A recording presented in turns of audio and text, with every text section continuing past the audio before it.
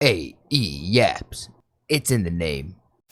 I've been curious to see who's really against ICE, right? Who's actually against ICE here? So let's find out. I was born in Compton. I'm all for La Raza, Mexico. I would love to live in Mexico, but this is Mexico, so We built Wait, no, it's Compton. It's not Mexico. It's actually this is America, and if you want to go to Mexico, I'm sure that they'll welcome you in there, brother. America. A lot of our farm workers are immigrants. I mean, you're telling me you built America? I'm sure there's another minority group that has a stake saying that they also built America. So which one is it? See, you guys are foreigners. You actually don't know how it is to have a taco de frijoles in the house. Nopales, mole, queso, right? Yeah. You don't I do actually. know. You don't know that richness. You're like a foreigner, right? Are you? What ethnic are you? White. Oh, you are. Okay. What are you? Caucasian. You're Caucasian? Yeah. Oh, okay, cool. even you, man, you know, being like, you're light-skinned, no, not nothing racial or nothing, man, but we're all from where we're from, man. I'm Mexicano. Okay. Yeah. People of the sun. See the Isn't that racist? people of the sun? Yeah. Yeah. We don't have You any- actually came and invade our, not you, but your ancestors. The Europe. That's we can't just say Europe is full of Caucasians, man. This is one of the things that I'm actually getting frustrated with. My last name is Rodriguez, so I really have no stake in this. But if we're looking at Caucasians, we're looking at French people, we're looking at English people, we're looking at Swedish people, German people, Russian people. Are you telling me they all have the same culture? Right, because you just say, oh, they're white, they're all the same. Then you're being just as ignorant to all the different nuances of that culture as well. You can't just say Caucasian. What? Europeans. Well, I don't know if the Irish did that, but I get what you're saying. Yeah, yeah. You know, like, thank you. Even Irish, right? The Irish weren't freaking the Viking going across the seas or Christopher Columbus. Like, oh my lord. You know what I'm saying? But this, And he was over here saying, hey, you don't know, man. It's okay, man. You don't understand the richness. You see, I am so stupid. I don't even know. I don't even know anything past this helmet that I'm wearing, my friend. But I'm going to have the audacity to tell you that you don't understand. this is a continuous conversation. Yeah. And the important thing is when you have a conversation like this, it's a debate. It's agree to disagree. Chinga la migra. What? It doesn't always have to be an agree to disagree. You could also just have, I mean, like, respectfully, that's always a good thing to end on. But sometimes, ideally, in a debate, when the truth is presented and the truth prevails, you change your perspective. If you're wrong, or if I'm wrong, I'll change my perspective. Okay, that's cool. Now I have a better perspective of what's actually going on. Donald Trump es un pendejo. You guys might hear these phrases once a month or maybe once a year, but here in Boyle Heights, you hear that shit every day. I'm right here at Mariachi Plaza in the historic barrio of Boyle Heights to do a couple This guy is great, by the way. With Channel 5, with Andrew Callaghan, this guy is amazing. interviews with who you might ask, the organizer. He literally just goes up and asks he just goes up and just puts a microphone to people's face, and they just do stupid for free. I don't get it. Of a big ass rally to protest mass deportation, ICE raids, Trump's new executive orders, and so forth. We're gonna go talk to la gente that organized this event and figure out ¿qué onda? ¿Qué pasa? What the heck is going on? ICE is terrorizing our communities, and they're trying to manufacture consent for a war with Mexico. And these raids are not hyper-targeting criminals. They're hyper-targeting tax-paying community members. And right now, I'm pretty sure that they're going after just criminals. Right, let me just go here to Grok, because AI is also, is so flawless. Is ICE only going after criminal, illegal aliens? I'm going to call them for what they are. No, ICE is not exclusively targeting criminal illegal aliens. While ICE prioritizes the arrest and the removal of undocumented immigrants with criminal records, such as those convicted of serious offenses like violent crimes, drug trafficking, and sexual offenses, their enforcement actions also extend to individuals without criminal convictions who are in violation of immigration laws. So basically, No, I mean, these still people are here illegally, right? This includes people who have entered the country illegally, overstayed visas, or final removal orders, regardless of how they committed the crimes beyond their immigration status. I mean, so yes, they're only going after criminals. And yes, collateral assets are going to be people who are like, if they go into a drug lord's house and there's other people there who have overstayed their visas or in here just illegally, they're going to get them too. But it's not like they're going after your server at the local Mexican restaurant, right? Like, I think that's too far of a jump. I think there's layers to this, and that's too far of a jump. With all the people not working because they're scared to get deported. There's a lot of people that don't want to come out. They're scared to come out. They're scared to die out here. They're scared to... They ain't scared to die. What are they scared of? If they are scared, they're probably here illegally. get taken from these streets. Some of us are never going to get taken from here, so we're willing to die for those voices that are lost. We're here to speak and do for those that can't. My name... I'm just going to say it. I feel like people who go out to these protests are just kind of losers in their life. They're not doing anything productive with their life. So this is why they have the free time to actually be out here doing one of these protests. It's different if you're a guy like Andrew out here with the webcam and a microphone getting content. Like, this is just stupid being free. But I genuinely think all of these protests, whether it be for the Tesla, whether it be for this stupid shit, I think all of these people are unextraordinary individuals, just below average in every sense of the word. And it's sad to see them wasting their life and their time. Name's not C backwards I can, and I do for those that can't. I can, so I will. And that's for everybody. If you can, do for those that can't. Trump has confirmed he plans to address illegal immigration in the U.S. through a mass deportation program. Like, okay, if you feel like you're trying to do, you can for those who can't, why don't you actively try to be an inspirational role model for those to aspire to be the best version of themselves possible? Instead of just wasting your time at a protest, try to grow an account, or build some kind of brand, build do something in the community, represent it as a Mexican, be like, yo, I am a Mexican American, and this is the greatness of what we could do, and this is what you should aspire to be. Right? Instead of holding a fucking picket fence saying, hey, fuck ICE, man. Stories of families being ripped apart. There's mothers that are being taken away from their children. Sometimes you have to be careful just going to the street and getting ice cream. This past week, a video went viral of a woman in El Monte who was violently arrested and detained by ICE in broad daylight. Her daughter has cancer, and she's undergoing chemo right now. Mother does not have a criminal background, and she's the primary caretaker for her daughter. She is currently going through chemo right now, unable to walk, and she feels afraid and alone. They're being ripped apart from the rest of their family and their communities. That does suck. I'm not going to sit here and be heartless and be like, that does suck. It does suck, and I would like to see the nuances of this, but yeah, no, that sucks all the way around. Unfortunately, though, I feel like when we have such an extreme case on our hands of legitimately a country being invaded, you have to take extreme measures, and sometimes stuff like this is going to get caught in the crossfire. But ideally, when it happens, you catch it and then fix it. So I hope that there's some resolution to that story. We're being told rhetoric that the idea is going to be that we'll create more jobs for Americans if we take away the jobs of immigrants. But these jobs are open to Americans. The immigrants are often the... This is I see this argument, but it's different when you have immigration and Americans. And if an American comes in, there's going to be a certain expectation that the employer is going to have to, make sure that everything's documented over the table, is buttoned up, paying the person a certain amount. If it's an immigrant, you can go under the table, maybe pay him a little less, pay him a little different.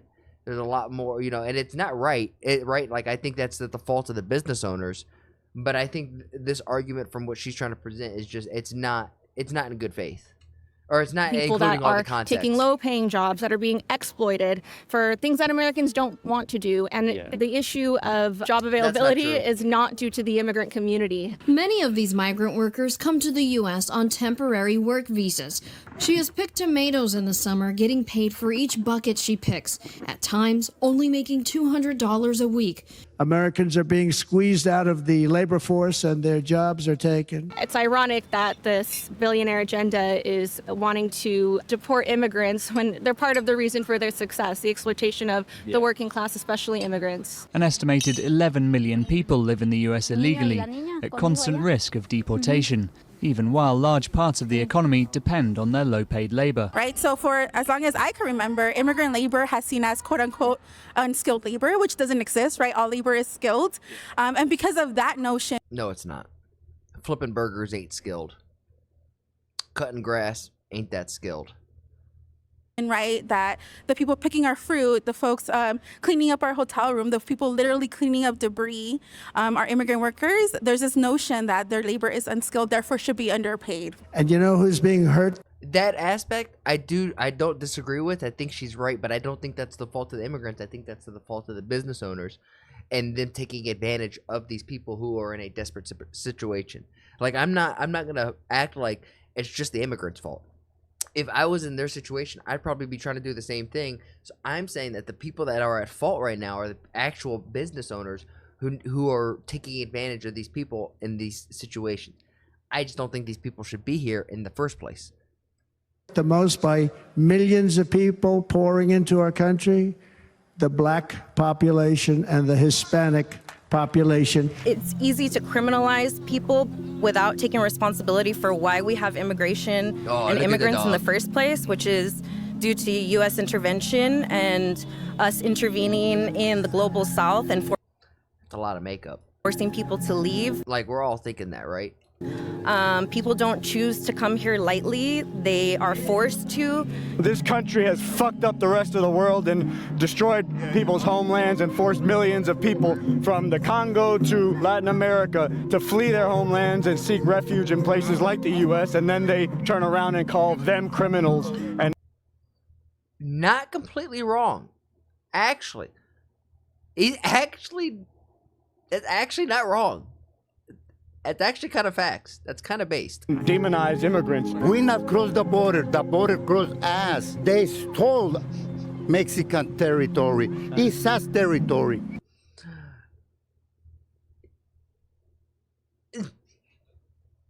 I got no words. But Trump is crazy.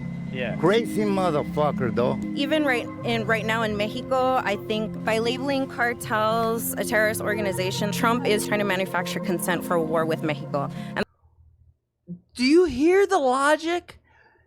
Even in Mexico, I'm sure the actual Mexican people don't want the cartels running their country, right? They probably want the Mexican government they want the Mexican government to handle the cartel. Obviously, it's not happening. I have a weird tinfoil hat that the Mexican government and the cartels are working hand in hand.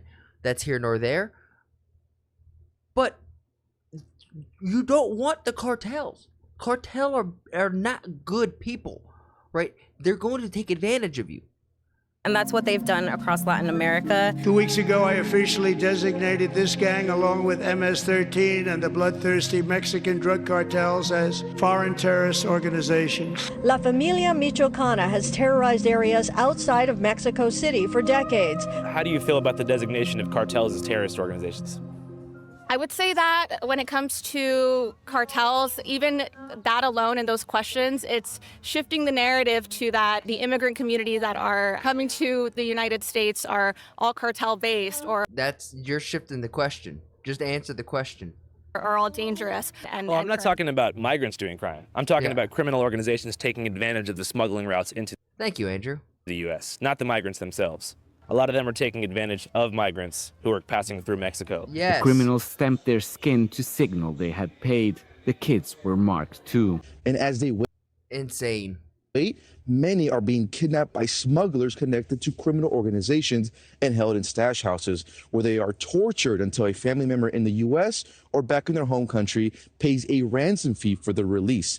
Do you feel like that's the responsibility of the Mexican government to root out that corruption in some of the border states, or should it be something that America does? In my opinion, it should be a partnership, right? You want if you want good relationships with your neighbors, like Canada, Mexico, at some point in time, like, it shouldn't just be an American problem. It should be, okay, this is a Western Hemisphere kind of issue, and we're going to work together to make sure the people of our land are safe from the people of our land. I think that that when we're fighting for improved immigration reform and to create paths to citizenship, that the discussion has to be separate from identifying the solutions to manage the infiltration of. You see how hard she's working here? I mean, look at this face. You could tell the RAM in this computer is at full capacity right now. CPU is fried. Things are getting overheat. There's no water cooler. Everything is red. I mean, it's on overdrive. And this is the perfect time to bring up, I think, in these situations, just dealing with human behavior, it's best to use Occam's razor and just go with the simplest answer to some of these questions. And the answer is both sides. Both sides have problems with it. Both sides need to come together and fix this, like, find a solution.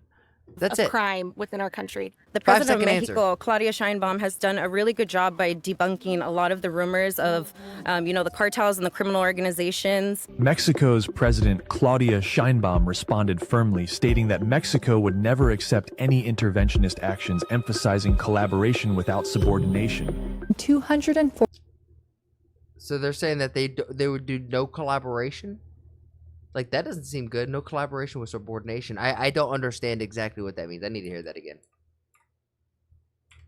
President Claudia Sheinbaum responded firmly, stating that Mexico would never accept any interventionist actions, emphasizing collaboration without subordination. 247 homicide victims in the first 2 weeks of Sheinbaum's administration. Okay, I'm an idiot. In the comments, let me know what the hell did that mean.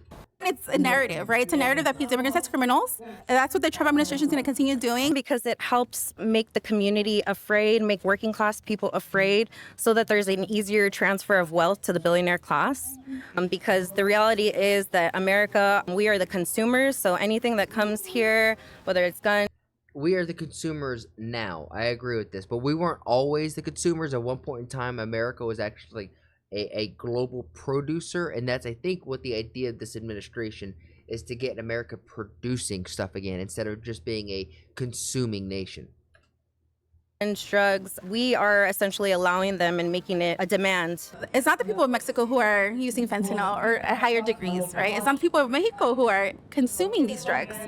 It's the people in the United States who are the main consumers. Kids as young as 11 years old recruited by the cartels to smuggle drugs. Federal agents say that they have freed nearly 100 migrants into Mexico who were being held against their will after a weeks-long human trafficking sting. Sure, I mean, I'm not saying I agree with them and their violence, but I feel like they are pushed into a corner of survival. And when you're pushed into survival mode, people do what they have to do to survive. It's a 40-millimeter grenade I agree, just not in our country. launcher. It's a lack of opportunity that disallows them to get certifications or to get certain education, things of that sort. So I hate this idea too that, like, every immigrant is this, like, family that has, is trying to make a name for, or just trying to get out of poverty, get to America, work hard, follow the American dream. Sure, 10% maybe, but 90%, I think, are coming here for some shenanigans. And, when we talk about violence, 9 bodies hanging from a bridge in Mexico City. I think it's important to also remember that just because they may inflict physical violence, like the U.S. commits a lot of violence in other ways to us and to other countries, like whether it's denying. So you're saying that two wrongs make a right? People health care or All right, now I'm going to introduce a segment for the first time that's called Theory versus Reality, where we take relatively bad faith statements that are made by passionate Americans and follow them all the way to the source to get the real scoop.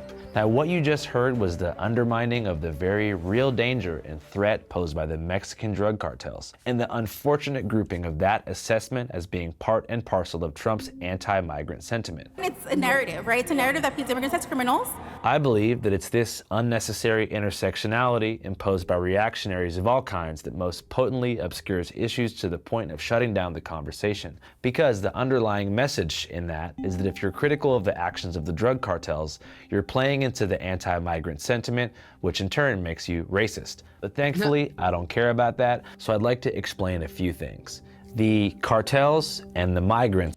True though, if you're critical against the cartels, somehow down the line, you're racist or you're a Nazi. Are two separate entities. Migrants come from around the world to find work and safety in the U.S. The cartels are billion-dollar corporations that pump drugs into the U.S. However, 95% of the time, migrants pass through Mexico on the way here, which gave the cartel a huge new business opportunity. They've actually expanded. They're into kidnapping, extortion, weapons smuggling, and the scariest of all, human smuggling. Which accounts for a bulk of the revenue. 50,000 people times $8,000 a head is $400 million.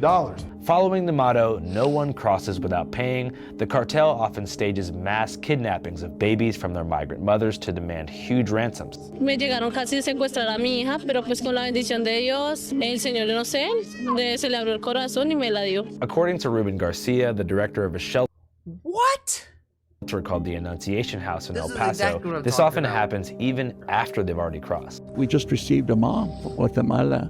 She came up with her 4-year-old daughter with a smuggler in Juarez. The smuggler sold her to another smuggler, and that smuggler took her 4-year-old daughter and then took mom to where the metal fence is. You'll get your daughter once you're on the other side.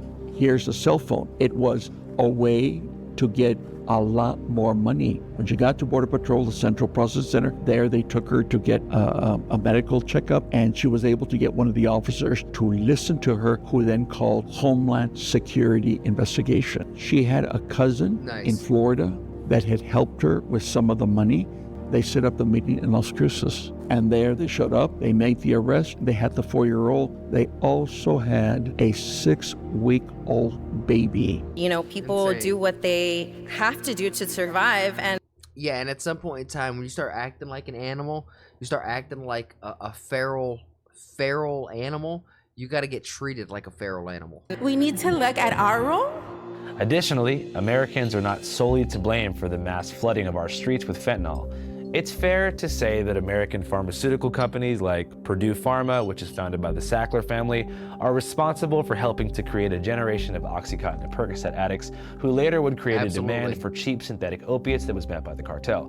But in 2023, the Sinaloa Cartel, a corporation, did work directly with Hanhong Pharmaceutical Technology, a Chinese research corporation, to create, or invent, rather, a powerful line of mass-produced fentanyl pills called Blues. Here was the scene on the streets. What? So Trump calling out China for fentanyl?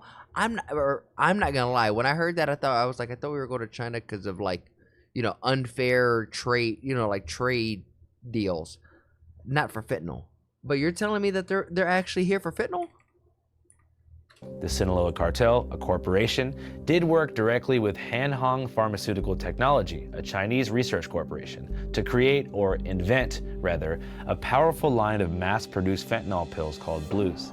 Here was the scene on the streets of Albuquerque, New Mexico in 2023, months after the Blues hit. Overnight, it seemed like the Blues came in, and I just started seeing everybody that I knew that was getting high on just the heroin, go to the pills, their whole lifestyle changed. 10 years ago, the flavor of the month was heroin, right? Wow, it's bad when the other druggies are like, yo, it was weird. Overnight, their whole world changed. And that's coming from another druggie. Right now, that's all shifted into fentanyl. The junkie's dream. Give me the strongest stuff possible. Take me to the edge of death. The fentanyl has just really, really fucked people up. You know what I mean?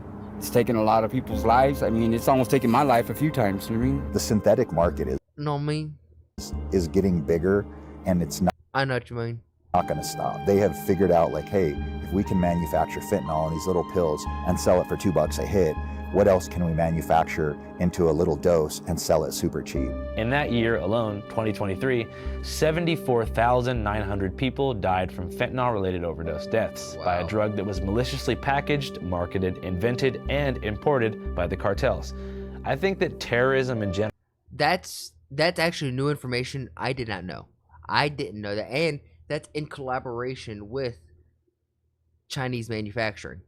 That's fascinating to me. Is a strange label to slap on a group whose primary goal is to make money, but it's definitely not that far off. And the reason I'm going so in-depth is because when people are discussing an issue that doesn't immediately concern them and their safety, it's easy to pivot the conversation toward meta talking points about the causes of addiction and the implications of US intervention in Latin America.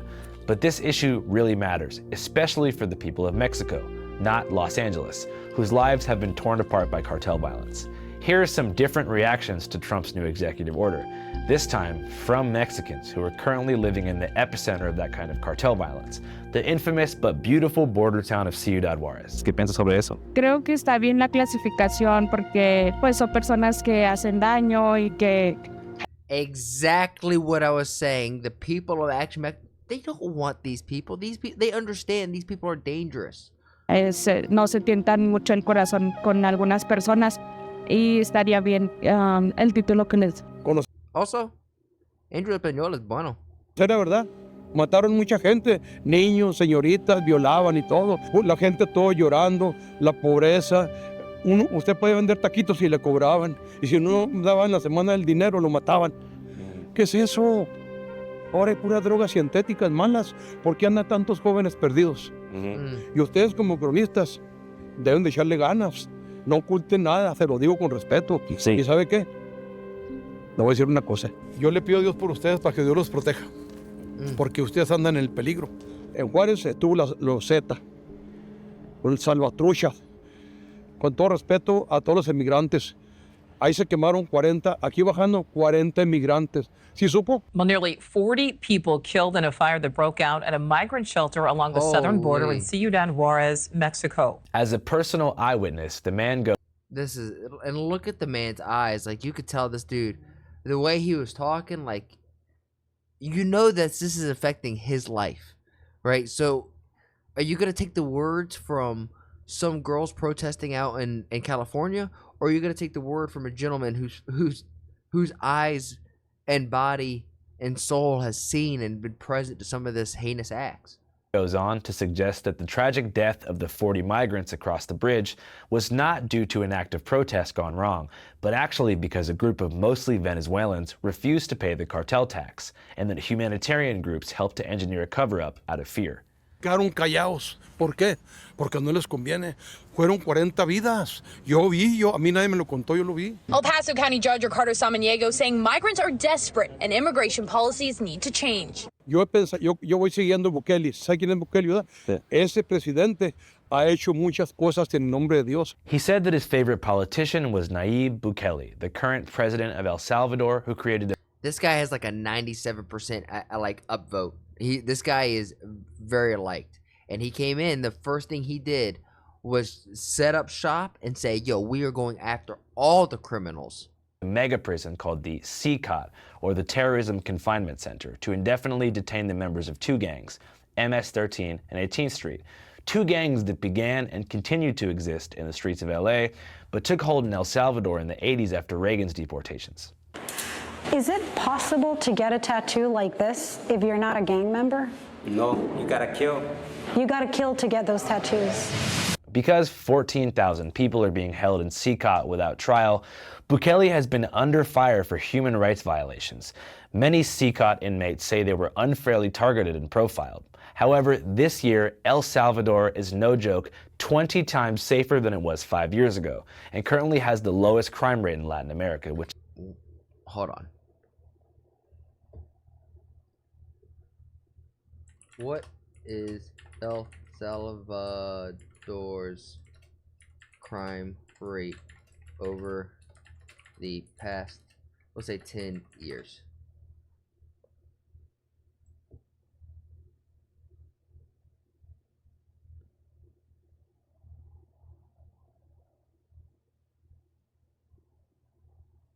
It's just going down. Wow, look at this. It starts out in 2015 with 103 to 106 homicides per 100,000 people, right? So 665, 6,000, 6.6K, 5.2K, 5.4. So there's actually a little uptick in 2017. 2018 it goes down. 2019 goes down. 2020, look, it's now down to 1.3. We were at 6.6. Don't worry, 2021 it's 1.1. Only 154? 114? Wow. Has had a reduction of 98% criminal rate. That's impressive. Which is something that many Mexicans admire. Nayib Bukele incluso está haciendo muchas cosas buenas en El Salvador. El Salvador ya no es el mismo de antes, El Salvador está muy bien ahora. Ahora Bukele lo están criticando muchos cronistas porque hay que los derechos humanos. Sí, y cuando ellos andan matando a la gente, es que por eso le digo, joven. ¿Piensas que necesitamos una cárcel para las bandidas en México como Bukele? ¿Por qué no? Si esas personas no tienen provecho. Yo he sabido, yo soy seguidor de todos los programas especiales que hay en YouTube. Y ahí los entrevistan. No, yo maté 5, 6, 7, los violé y tantas cosas. ¿Qué pasó? ¿A eso venimos al mundo? No, a eso no venimos. By the way, the interviews that you just saw are from our upcoming episode, Mass Deportations, our first ever multinational closer look special that examines the current situation from both It's impressive that he's speaking Spanish and doing it so well. Sides of the border. Hey chicos, esto es Canal 5 con Josué C. y... This is Andrew, you're watching Channel 5. If you want to check out an extended and complete version of that episode, go to our Patreon, www.patreon.com/channel5. Okay, let's head back to the anti-ICE rally in LA. So do you feel like the first thing that we should do is kind of make the path to citizenship easier on a large scale? In a way, yes. I feel that we have to look at who is applying for citizenship, complete thorough background checks, look at what they've been contributing to society, which more than often is just contributing to the commerce in society. And as far as border control and trying to control the infiltration of crime, I don't think that anybody is shutting down that discussion or wants the infiltration of illegal drugs. Here's the thing. I actually agree with Redhead over there on that one. I pretty much agree with everything she said on that. If there was a safer way, a more humane way, and a way that abided by international human laws for immigrants to cross, for asylum seekers to cross, there would be no need for the cartel to do that, right? They are definitely taking advantage of the fact that people have to go through extreme and risky ways of getting here because there also fair. Is no other way. Right? So if we want to support and protect immigrants right now that are literally stuck at the border, right? Because we've been cutting back our asylum system so much. I've been on this, though. I think there definitely needs to be a reformation. Thousands are gathering along the National Mall. They're calling for action from Congress and the White House on immigration reform. Yeah, so the last time we had immigration reform policy was under Reagan, and it was a blanket amnesty. I believe in the idea of amnesty for those who have put down roots and who have lived here, even though some time back they may have entered illegally. Reagan granted amnesty to immigrants, right? And what it said is like, okay, if you've been here XYZ this long, here's the process to become a citizen, right? We're gonna grant you amnesty. There hasn't been a policy change like that in the immigration law since then, right? I don't know how I feel about an amnesty, though. Right? Like a mass The current one? asylum process Like, I get is it. extremely difficult. And unfortunately, for most families that do file their asylum claim, they will be denied. And these are folks who are literally fleeing persecution, fleeing war, fleeing. Going back to Reagan too, he loved asylum because he had this policy, if you remember, called wet foot, dry foot for Cubans, because obviously our enemies are the communists. So he's like, if you're a Cuban and you want to defect to Florida, if you can get here by any means necessary, the moment that your foot touches sand, you're a U.S. citizen. No paperwork, they just give you a passport, like welcome in. And so it's interesting to see some of these conservative policies now backfiring to where they're claiming it's like a liberal policy. All right, what's up, Channel 5 watchers? As ICE, a government agency with a long history of controversy, claims to be ramping up their deportation operations, It's easy to see how quickly a climate of both fear and panic, or I'm not gonna lie, I think this is a bong. Or celebration and victory can take over people's minds as politicians and their loyal mainstream news outlets fight for your attention by trying to shape your perception of things based upon salacious and sometimes manufactured narratives. It can be very hard to find the truth. That's why we here at Channel 5 remain committed to our mission of bringing you raw, unfiltered coverage of news events as they unfold on the ground with just enough context to tell you what you need to know. But even for us, it's hard to sift through the media machine's propaganda to find the truth. But you know what helps? A little service we use called Ground News, a dope-ass news aggregate. Ground News shows you, among other things, how different Ground, Straight, Arrow. It's crazy how, like, you're gonna have to pay for just unbiased news now. Meaning, like, normal news comes with ads. I really believe in what they're doing over at Ground News, and they're a very gracious company to work with, so supporting them effectively means supporting me, which is sick as hell. All right, guys. Sick. Back to the streets of LA. So it's only been very recent, this attack on Asylum. As I mentioned, because it's kind of, for the longest was seen as that inalienable human right that we all have globally. Right? So if folks are out there, you know, I think The Donut King, I don't know if you've seen The Donut King, is a really great documentary about, in the past, we even supported asylum seekers in creating businesses. We supported them in, like, relocating, right, and thriving. So there's been instances in the United States where we have supported asylum seekers and where there's, and where it was like, you know, politicians that were supporting and pushing for more asylum systems and processes. I think one of the problems too is it used to be that if you wanted to seek asylum, you had to wait in Mexico and you'd have an appointment with a U.S. Customs official who would give you an appointment, give you a temporary residence card, and you'd get in. Well, Biden changed it to where if you hopped the border, you would seek out a Border Patrol agent, and then you would be transferred to a shelter and then given an appointment in 4 years. So basically, it's bad for the migrants. It's bad for the government. It's just a bad situation. I don't think it has to do with left or right. It's just migrant rights, period. Yeah, and that's where I agree with you because, like I said, both political parties have used immigrants and migrants as a scapegoat, right? They've used asylum seekers as scapegoats, and they haven't created a process that center humanity. Like when you look at folks seeking asylum, and I think one of the things Trump said his first administration, you know, when he was getting called out on putting kids in cages, one of the things he said was like, well, who built the cages, Joe? Who built the cages, Joe? Let's talk about what who built the cages, Joe? You know, and it was the Biden administration, right? En el tiempo que está el señor Trump ahorita, está deportando menos que el otro pasado en el tiempo que está. That's just factually Comparan del tiempo que estaba Biden cuando empezó su presidencia y con deportado menos personas. La diferencia es Trump está en las noticias, dijeron cosas enojadas sobre los migrantes, pero Biden y Obama no dicen nada, pero hacen la misma cosa. Correcto. They are two sides of the same coin, that it's the same enemy, and the target is to regress society. Definitely, like back to a pre-immigration state. Yes, towards white supremacy. And I think that's why it's important for anyone who supports immigrants and also immigrants ourselves is that no matter who's in office, we need to continue to fight for our rights. Because we know that no matter who's in office, we're going to be attacked. And we're going to be seen as the enemy and be pushed as the enemy. Channel 5 live worldwide, Hollywood and Vine. Fuck the authority, Channel 5 News. Channel 50. I love this. This guy does such good work. It's like, man, I like what these people say, and then they go, and it's all about white supremacy, and then they lose me. I definitely think that immigration, like having healthy immigration into a country is a good thing, right? America is the melting pot of the world. I don't think America has always just been just this white center hub of the world. It's definitely been multicultural pretty much since the get-go. I feel like maybe the settlers, everything going on there, but then what were they shipping in? I don't want to go down this rabbit hole, but hopefully you're picking up what I'm putting down. But I would love to know your thoughts on all of this stuff down below. Let me know. What do you guys think? How do we fix immigration?